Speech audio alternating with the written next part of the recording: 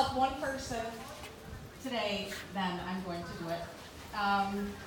So I think, first of all, has anybody had breast cancer? Nope? Okay.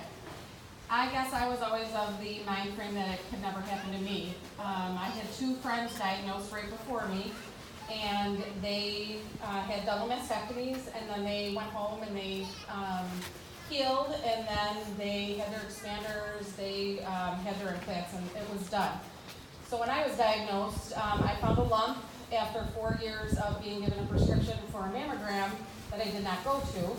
I was 40, 41, 42, 43, 44, and I didn't go. I had one at 35, and it was clear. So I found the lump on my own.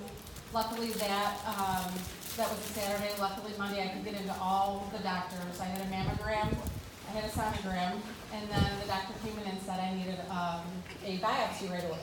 Still at that point I was thinking, I'm fine, nothing, it's going to be fine. Everybody else was fine, I'm going to be fine. So they were able to get me in for a 2 o'clock biopsy that day, and at 3 o'clock I had my annual GYN, so it was a great day of female appointments for me. And the next day, during the biopsy I should say, I had the best nurse at Southtown's Radiology. She held my hand. It was like having a family member there, and she was absolutely wonderful.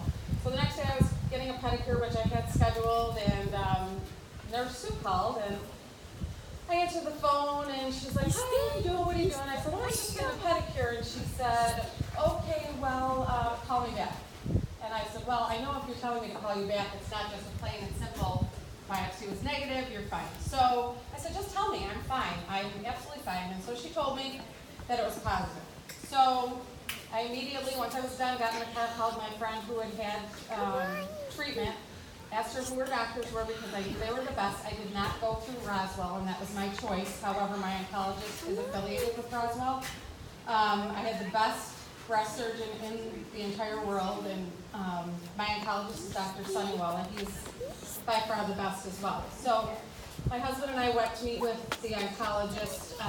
This is February of 2016. This is the 8th. We went to meet with him, and he said, "Okay, you have triple negative breast cancer." And I was like, "Okay." I thought breast cancer was breast cancer. I had no idea.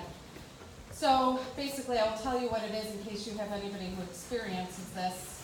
The 3 negative means the growth of the cancer is not supported by hormones, estrogen, or progesterone, nor the presence of too many HER2 receptors.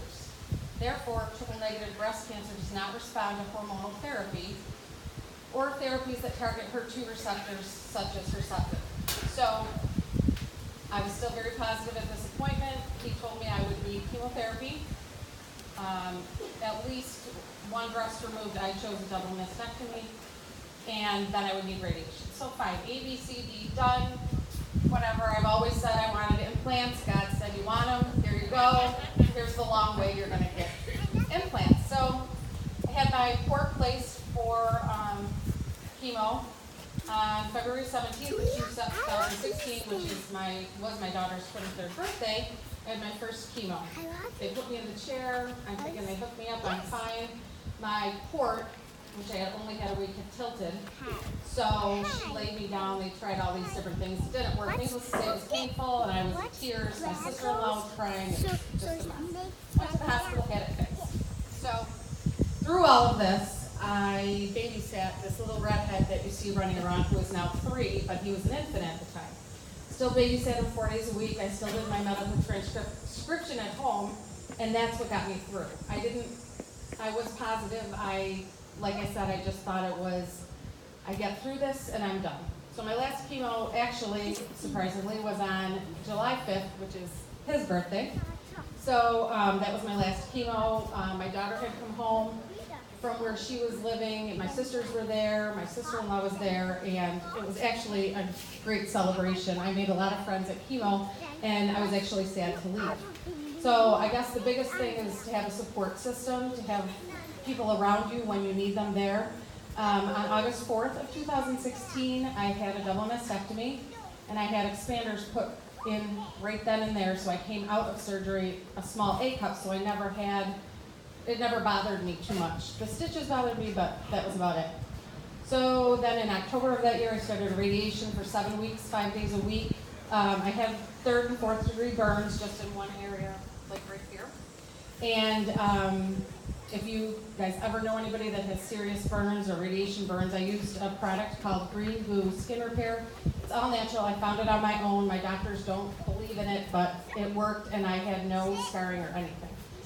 So I healed, and then I never thought about complications, as I said. So just planning on having my implants that next February. In January of 2017, I got cellulitis in my right breast, which was the cancer side, the radiation weakened my skin. I was asked by an infectious disease doctor and my plastic surgeon, do you want the expander removed? And I said, no, we'll just go with it. So I had antibiotics in the hospital, went home with a PICC line. My daughter actually hooked me up every day, twice a day, and I had the antibiotics then, and then I was on oral antibiotics. So here I am thinking I'm fine. In February of this year, I was supposed to have my implants put in, and on December 29th of 17, I got cellulitis again. So again, I'm in the hospital, and I knew what it was that Friday the 29th, but being stubborn, I thought I could fix it on my own. They prescribed antibiotics. I stayed home until the 2nd of January, finally went to the hospital, and it had already deadened some of my skin. So the doctor came in and said, okay, what are we doing this time? Are you going to mess around? Are you going to try to save the expander? Or are you going to have the expander removed? So I'm like, just remove it, whatever, not a big deal. And I didn't ask questions. One of the biggest things is you have to ask questions. So when I went, had it out, it was awful because it wasn't like the first time. Didn't come out a cup of anything. My chest was now concave. So it was just very difficult to look at. So went to my first appointment with him, and I asked him, when do you put the expander back in? I'm thinking, 3 months, whatever, and he said 4 to 5 months. And I was like, oh my gosh, I don't want to wait that long. I just want, to be done. So it ends up, it is now August, and my expander is still not back in on the right side. I have a prosthetic, and I go to see him on the 28th of this month, and hopefully he'll say, okay, next week we'll do surgery. But it's just the radiation did damage, it's just not healing well. And another thing, if you know anybody in this situation, after they have a double mastectomy, expanders placed, whatever, physical therapy is amazing. I started 2 months ago, just on a whim that my oncology office referred me, and it is doing amazing things for my skin. It's no longer red. I can move my arm, I don't have pain, so that's key in healing as well. So, I think that's it. Let me look at my notes. Hold on. Okay, so all I can say for anybody who's diagnosed with any type of cancer, anything in their life, first of all, somebody always has it worse. And just try to keep a positive attitude. Be around people who truly love you and care about you. Don't think the treatment is cut and dry. Like I thought it was ABCD done. I didn't want to worry my kids. Told them I'll be fine, so on and so forth. And, it's now going on quite a while later, and I still don't have my damn implants and just want my boobs. But anyways, just be there for people. And if anybody ever needs me, I'm sure Stephanie can get a hold of me, but I do talk to people via email, phone, whatever, that need help or are going through it and just need somebody who has been there to say, hey, it's okay, cry, whatever, but, I'm here for you. So, thank you.